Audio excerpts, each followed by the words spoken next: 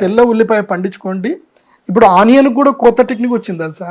ఉల్లిపాయకి నీకు రేట్ రాలేదు అనుకో, మీరు ఆనియన్ ని కూడా పూర్తిగా కట్ చేసి అది కూడా డ్రై చేసి పొడి చేసి పెట్టచ్చు.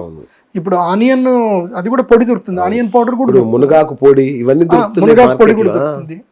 కాబట్టి ఈ సంవత్సరం రైతులు ఫోకస్ చేయాల్సింది ఏంటంటే టమాటాలు పెట్టుకోండి, మునగ చెట్లు పెట్టుకోండి, తెల్ల ఉల్లిపాయ పెట్టుకోండి, అట్లాగే బ్రోక్లీ పంట పెట్టండి.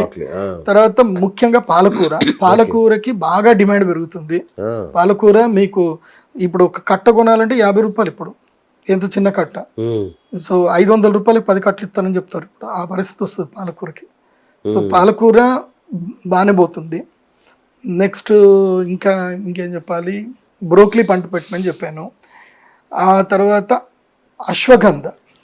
అశ్వగంధకి విపరీతమైన డిమాండ్ పెరగబోతుంది. కాబట్టి అశ్వగంధ పండించండి. అది ఈజీ పంట. ఇట్లా మీరు దున్నేసి ఇట్లా ఇత్తనాలు వేసి నీళ్ళు వదిలేస్తే చాలు, అదే పెరిగిపోతుంది. ఒక 6 నెలలకు పెరిగిపోతుంది. మీరు కలుపు కూడా చూడాల్సిన అవసరం ఉంటుంది, అదే పెరిగిపోతుంది.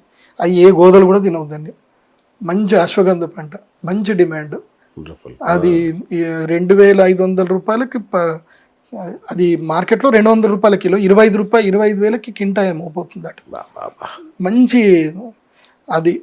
సో అశ్వగంధ పంట మెడిసిన్స్ వాడతారు. అశ్వగంధ ఇది తీసుకోండి.